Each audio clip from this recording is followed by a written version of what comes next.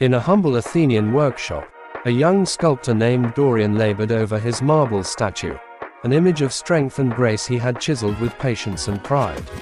Each day, he rose with the sun, swept the marble dust from his tools, and studied the ancient forms. The figure before him was nearly complete, a warrior at rest, calm yet poised, carved with deliberate precision. One afternoon, as the cicadas droned and the shadows stretched, a loud-talking man wandered into the workshop. His robe was stained with fish guts, and he carried the stench of the market. He squinted at the statue, smirked, and crossed his arms. "That's all wrong," the man barked. "The proportions are off. The arm's too long. The stance is stiff. I could do better in my sleep." Dorian, uncertain, paused his chisel.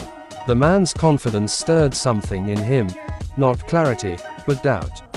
He looked again at the statue and questioned his own vision. Perhaps he was wrong. That night, he lay awake, haunted by the stranger's criticism.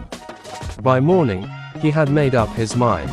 He dropped his tools and spent the next week reshaping the statue, shortening limbs, twisting the pose, softening the features. He worked in a frenzy, not with purpose, but with hesitation and second-guessing. When he finally unveiled the new version, his mentor, an aged Stoic named Lysandros, stepped in from the courtyard. He looked long at the altered statue, then turned his gaze to Dorian. "Why did you change it?"